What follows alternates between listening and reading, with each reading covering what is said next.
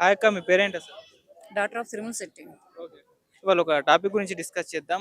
మామూలుగా ఇప్పుడు వేరే దేశాల నుంచి మన ఇండియన్స్‌ని కానివ్వండి, లేకుంటే వేరే వాళ్ళు కానివ్వండి, ఇమ్మిగ్రెంట్స్ ఎవరైతే ఉన్నారో వాళ్ళ పట్ల తీవ్ర స్థాయిలో నిరసనలు వ్యక్తం అవుతున్నాయి. మొన్న ఆస్ట్రేలియాలో రోడ్డు మీదకొచ్చేసి ఇండియన్ ఇమ్మిగ్రెంట్స్‌ని వెళ్ళిపోవాలని చెప్పేసి వాళ్ళు పిలుపునిచ్చారు.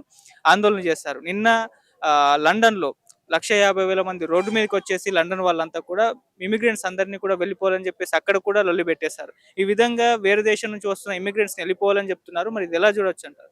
అక్కడ డెవలప్మెంట్ ఆగిపోతుంది కదా. హ్మ్. ఇప్పుడు ఒక ఊరు నుంచి ఇంకొక ఊరు వెళ్తే ఆ ఊర్లో డెవలప్మెంట్ అనేది పెరుగుతుంది. హ్మ్.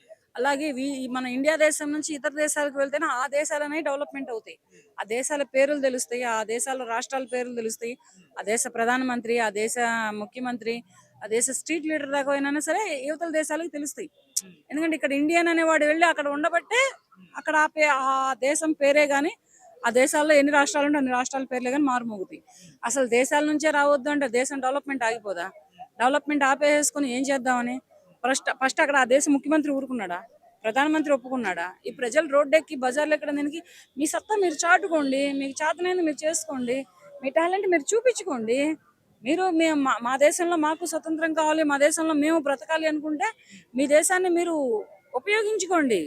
ఎవరు ఎంత టాలెంట్ పెట్టుకుంటే వాడంత బ్రతకగలడు అక్కడ. నీ దేశానికి వచ్చి నా దేశస్తుడు బ్రతుకుతున్నాడు అంటే నా దేశస్తుల్లో టాలెంట్ ఉంది. నా ఇండియాలో టాలెంట్ ఉంది. నా ఇండియాలో ప్రతి మనిషి దగ్గర కూడా ప్రతి అణువణువు టాలెంట్ ఉంది. ఆ టాలెంట్‌ని వాడు అక్కడ చూపించుకుంటున్నాడు. వాడు బ్రతుకు తెరువు వాడు చూసుకుంటున్నాడు. పలానా ఇండియన్ పలానా దేశంలో బ్రతుకుతున్నాడని నిరూపించుకుంటున్నాడు. అలాగే నీ దేశంలో ఫస్ట్ నువ్వు నిరూపించుకో. నీ టాలెంట్‌ని, నీ కాళ్ళ మీద నీ తెలివితనాన్ని నువ్వు చూపించుకుంటే అలాగే ఇతర దేశాలైనా వెళ్ళొచ్చు. అంతేగాని ఇండియా వెళ్ళిపోవాలి, ఇండియన్స్ వద్దు, ముస్లిమ్స్ వద్దు అంటే అన్ని దేశాల వాళ్ళు, అన్ని మతస్థులు, అన్ని కులస్తులు అందరూ బ్రతికే హక్కు ప్రపంచంలో ఎక్కడైనా ఉంది. ఎక్కడైనా ఉంది. అది మన అన్ని దేశాలు కూడా ఉన్నటువంటి 129 దేశాలు, 126 దేశాలు కూడా ప్రకటించాయి. ప్రకటించినప్పుడు మీరెవరు? 1,50,000 మందిలో మీరెవరు? 1,50,000 మంది రోడ్డు మీదకొచ్చి ధర్నాలు చేయడం అంటే నీ బ్రతుకు నువ్వు చూసుకోయా, తర్వాత మాట్లాడదు కానీ ఏ వేరే దేశం వాడు రాకపోతే నీ దేశానికంటూ నీ దేశం డెవలప్మెంట్ ఆగిపోతుంది. ఇది ఒకటి గుర్తుపెట్టుకో ఎప్పుడైనా. అది న్యూజిలాండే కావచ్చు, అమెరికాయే కావచ్చు, ఆస్ట్రేలియానే కావచ్చు, ఏ దేశమైనా కానీ కావచ్చు. కానీ డెవలప్మెంట్ ఆగిపోతుంది ఫస్ట్. నువ్వు డెవలప్ అవ్వాలి, నీ దేశం డెవలప్ అవ్వాలి అంటే ఏ దేశం వాడైనా, ఏ రాష్ట్రం వాడైనా విదేశం ఏగితేనే, విరాష్ట్రం వస్తేనే అక్కడ డెవలప్మెంట్ అనేది జరుగుతుంది. డెవలప్మెంట్ ఆపుకుంటావా? పంపించేసే, ఏం పర్లేదు. వాడి దేశం వాడు వస్తాడు, వాడి టాలెంట్ వాడు చూపించుకుంటాడు, వాడి దేశంలో వాడి ఊర్లో వాడి డెవలప్మెంట్ వాడు చేసుకుంటాడు. నా డెవలప్మెంటే నేనే కావాలి అనుకుంటావా? తీసుకో, వస్తా. ఎంత దూరమైనా వస్తా, ఎక్కడికైనా వస్తా. నా టాలెంట్ నీకు చూపిస్తా, నువ్వు నిరూపించుకో. అంతేగాని నన్ను ఆపే రైట్స్ నీకు లేవు. 26 దేశాలలో, దేశానికి ఎన్ని రాష్ట్రాలు ఉంటే అన్ని రాష్ట్రాలలో ఏ దేశంలో వాడు ఏ దేశంలో వెళ్ళైనా బ్రతికే హక్కు ఉంది. ఏ రాష్ట్రం నుంచి ఏ రాష్ట్రం వెళ్ళైనా బ్రతికే హక్కు ఉంది. ఈ హక్కుని కాళ్ళ రాసేవాళ్లే కానీ, ఈ హక్కుని నేల రాసేవాళ్లే కానీ ఎవరు లేరు. ఇది మాత్రం ఎవరు ఒప్పుకోరు. మీరు ఎంత అరుపులు అరిచినా, ఎంత కరుపులు కరిచినా అవతల ప్రధానమంత్రి ఒప్పుకోవాలి, నీ దేశంలో నీ దేశ ముఖ్యమంత్రి ఒప్పుకోవాలి. అంతేగాని నువ్వు రోడ్డు మీదకి వచ్చి ధర్నాలు చేసి, రాస్తారోకోలు చేసి, రైళ్లు తగలబెట్టి, బస్సులు తగలబెడితే నీ దేశంలో నీ ప్రాపర్టీని నీ ఆస్తులను నువ్వు నష్టపోతావు. అంతేగాని ఇంకొకటి ఏమీ ఉండదు. ఈ దేశంలో వాడు ఆ దేశం వచ్చి బ్రతుకుతాడు, వాడి కుటుంబంతో వాడు హ్యాపీగా ఉంటాడు. కానీ నష్టపోయేది నీ దేశ ప్రాపర్టీని, నీ దేశ పౌర హక్కులని నువ్వు నష్టపోతావు. ఇది తెలుసుకొని టాలెంట్తో బయటికి రా. అంతేగాని ధర్నాలతోటి, రాస్తారోకులతోటి నువ్వేం చేయలేవు.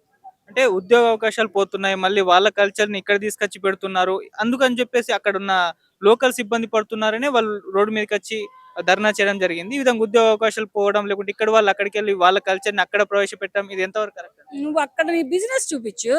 సరే, ఇక్కడ నేను పొట్ట పట్టుకొని వచ్చాను ఉద్యోగం చేసుకుందామని, నువ్వు నీ టాలెంట్ని పెట్టి బిజినెస్ పెట్టు. నీ దేశంలో, నీ రాష్ట్రంలో ఏ పంటనైతే పండించి అమ్ముతావో అమ్ము. అక్కడ బిజినెస్లో డెవలప్ అవ్వు. అప్పుడు బిజినెస్ పరంగా నీ దేశం సస్యశ్యామలం అవుతుంది. వ్యాపార పరంగా చూసుకో. ఉద్యోగ పరంగా నేను వచ్చానయా, నేనే నీ దగ్గర కొంటాను కదా. నీ దేశంలో నువ్వు ఒక పంట పండించి నువ్వు దాన్ని వ్యాపారంగా పెడితే నేనే నీ దగ్గరకు వచ్చి కొంటాను కదా.